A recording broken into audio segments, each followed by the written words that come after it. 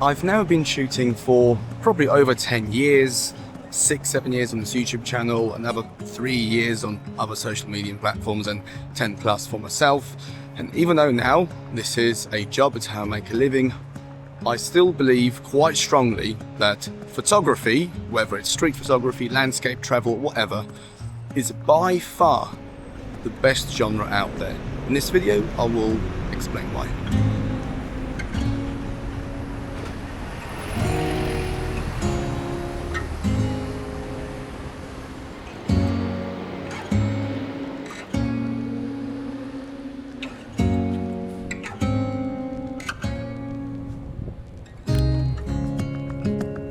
Well, that video didn't quite work out outdoors because I have this space, this flat that we just got in South London that is going to be our base going forward, and I need to get it all set up and livable in. So unfortunately, no more shooting outside for me for the next week whilst I sort my life out. And I figured whilst I'm here, I will finish this video. And hopefully it's not too echoey because there is a really thick carpet here. So the first and the biggest reason why, in my opinion, photography is one of the best hobbies is because it's creative.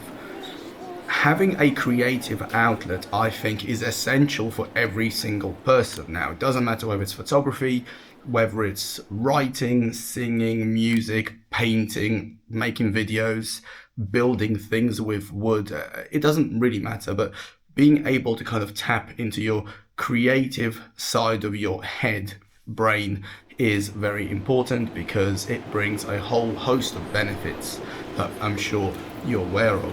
And photography is incredibly creative, and you're using effectively the world as your canvas. It sounds incredibly cheesy what I've just said, but there is some truth to that. Now, while photography is creative, it can also be technical and tap into your other side of your brain because you have camera settings, you have, I don't know, masks when you're editing. You can get pretty technical with photography. Now, I personally choose not to get too technically involved, but I know many people love the technical aspect of it. And in my opinion, it's so nice to have a hobby that can kind of equally tap into both parts of your brain. Photography involves gadgets, and I'm sorry, who doesn't like gadgets? I love buying a new camera just as much now as I did when I got my first camera, second, third.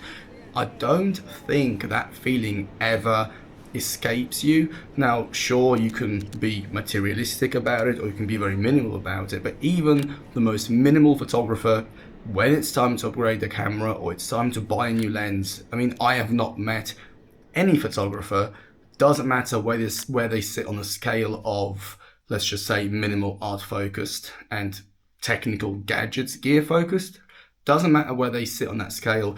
When it's time for a new lens or a new camera, they love it. They love picking up these gadgets, and it scratches that itch as well. Now, this one might be a bit of a controversial one and some people will strongly disagree, but I think photography as a hobby is actually quite affordable because as a basic starting point, we have cameras in our phones.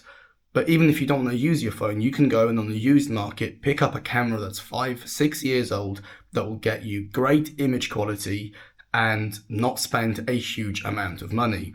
You know, I have a lot of expensive cameras, but some of my favorite photos, so the photos that maybe you've seen and you like the most, were actually taken like 5 years ago on a Fujifilm X-T3, which today's probably a few $100 maybe. I've not checked, but it's not an expensive camera.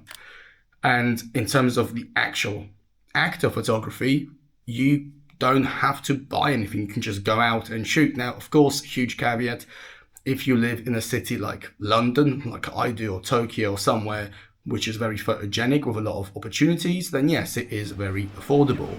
If you live somewhere that requires you to travel for photography, then things do add up. But I've had other hobbies before. I did mountain biking. I was into cars a lot when I was younger, and I can tell you right now, those were a lot more expensive than photography. So whilst sure you can spend tens of thousands of dollars or pounds, I think if you really put your mind to it, it's a very affordable hobby. To jump onto the previous point, I also think photography is very accessible because all you need is a camera and that's it. You can literally start straight away. You can shoot things in your flat. You don't have to buy lights. You can use the window like I'm using here. You don't really need a huge amount to get going. And if you have a latest iPhone or Android or whatever, you have a camera and a computer to edit on. Again, this is not to say phones are the best cameras because we all know that real cameras are just better. But you don't need a huge amount. It's a very accessible thing to do. Photography requires problem solving because no matter what you do, you have a problem to solve. If you want to take a photo, you first need to figure out where the lighting is coming from. You need to find a composition. You need to spot an interesting subject.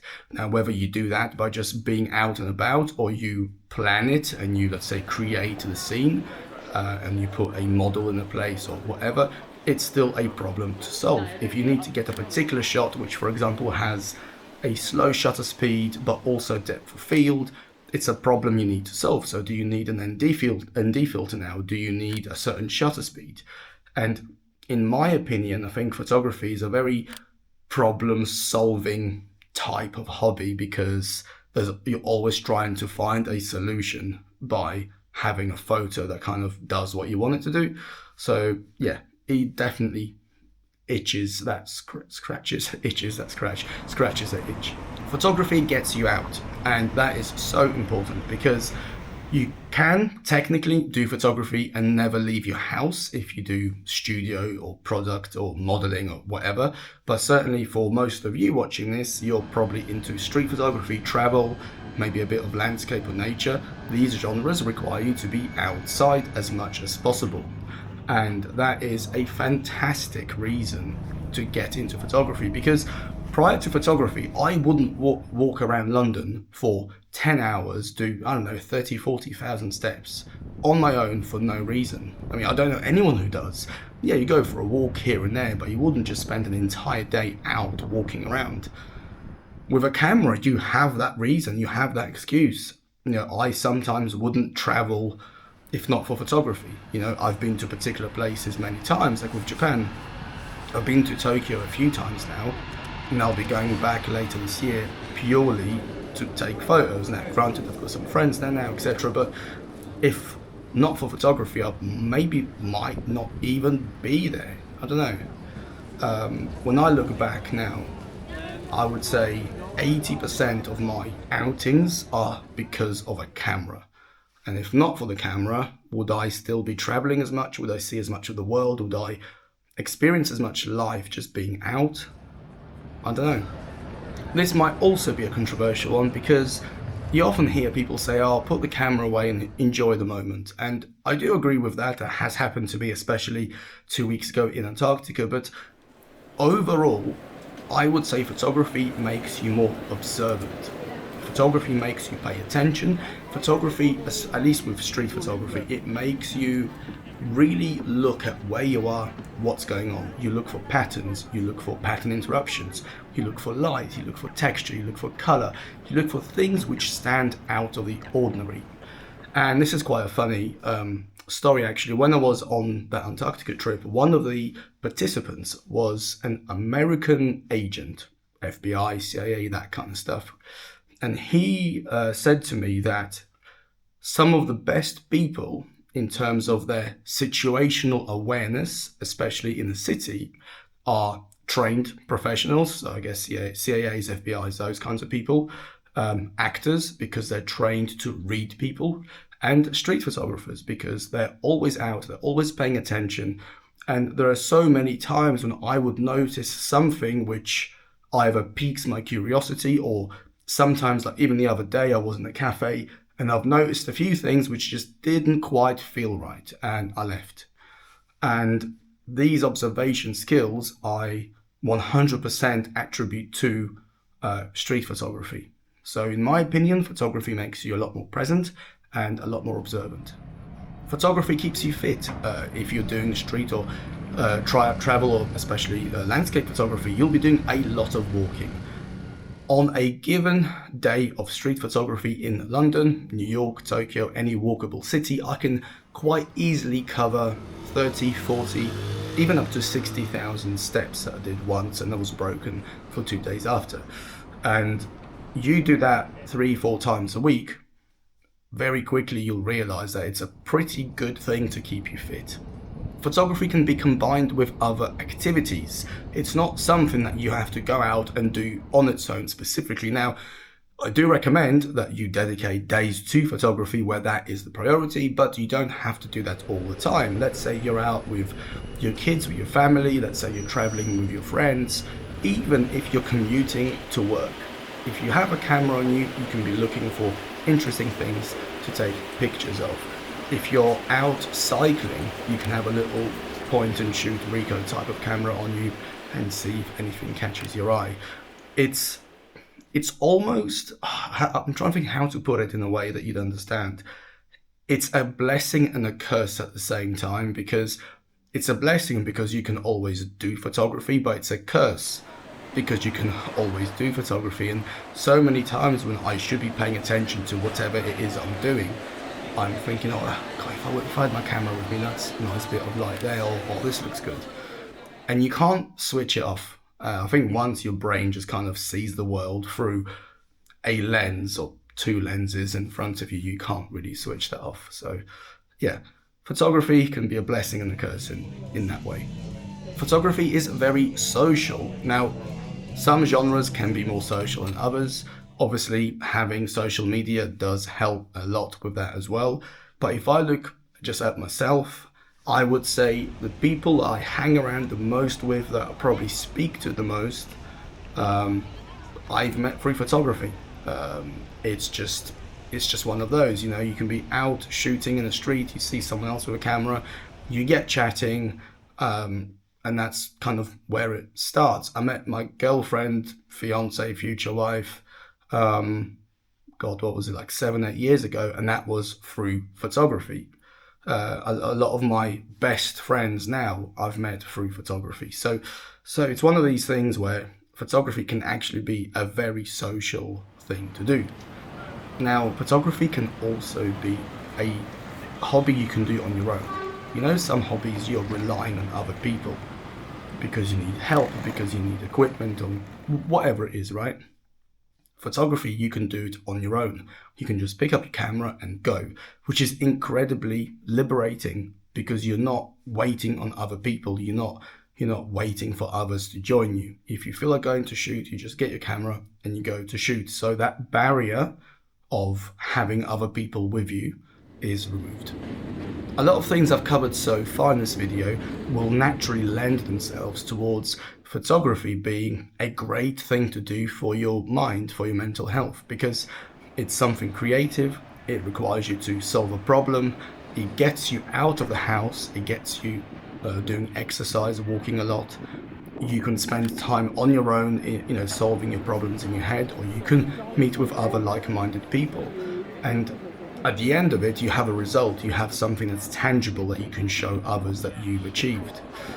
And all of these things combined, in my opinion, make it a fantastic hobby for your mental health, which I think is great. I mean,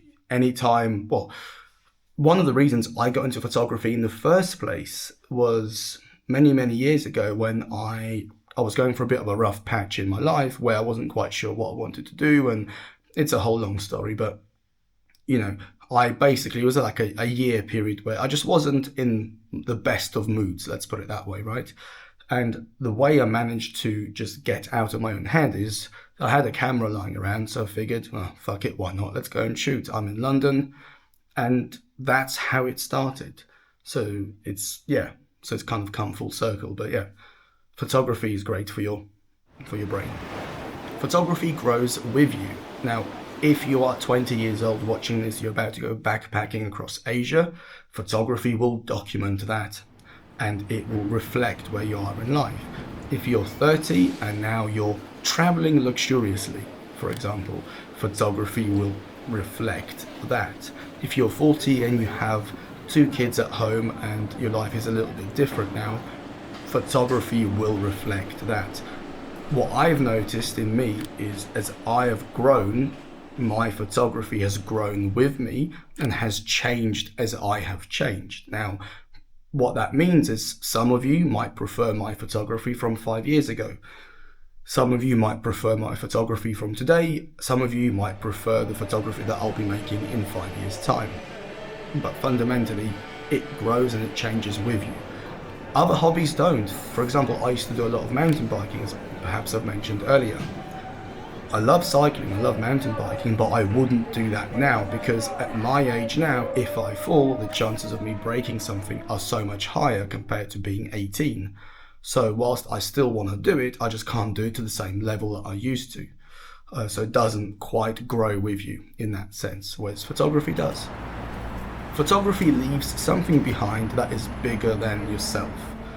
There was an account that I came across, God, when was it? A while ago, right? Basically, don't quote me, but the idea of it was this kid was cleaning out his granddad's house. Granddad passed away, and he came across a bunch of film scans and film from when his granddad used to travel and shoot.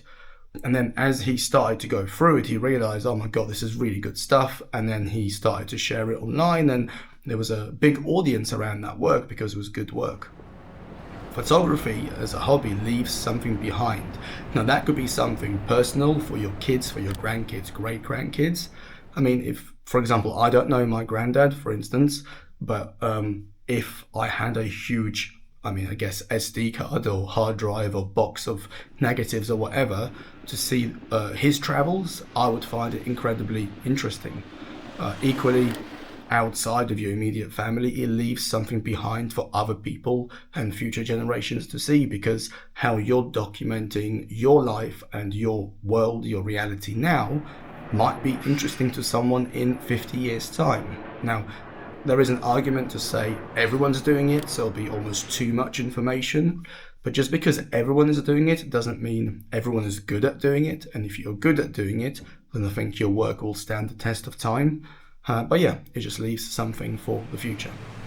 And the final reason why I think photography is the best hobby is because it's never finished. It's never completed.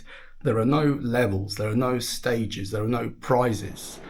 You know, it's not like if you are training to be a karate person and you move up through belts and you get your top belt and you've got your top belt. It's not like you have to win certain awards or, you know, there's none of that. It's an endless ongoing thing. And because of that, you feel very easy, at least I do. I feel very easy knowing that I will never complete photography. It's something that will always run in the background, and it's something that is like, I don't know, you wake up in the morning, you have a glass of water, you brush your teeth, whatever. It's almost like it's integral to your day as those kind of tasks. It's just something that you do and you have to do until you're not here anymore. So yeah, anyway, I have been waffling for a while. I don't know how this looks because I'm filming this on a DJI Action 6, but I've been very surprised with the quality. Let me just check the screen. Yeah, still looks good. Hopefully the audio is good. I'll have to process it a little bit in DaVinci, but yeah, that is all. So thank you so much for watching this video. Maybe next time I speak to you, it would be a bit more decorated, but I highly doubt it. I definitely don't want to do the whole YouTube studio thing with blue lights and stuff. I've tried it, I've done it. I don't know, I find it a bit cheesy now. So for me, I want it to be kind of this approach, which is very basic, just with better audio next time. But yeah, thank you. I've lost my voice. Anyway, thank you for watching and I'll see you in the next video. Bye-bye.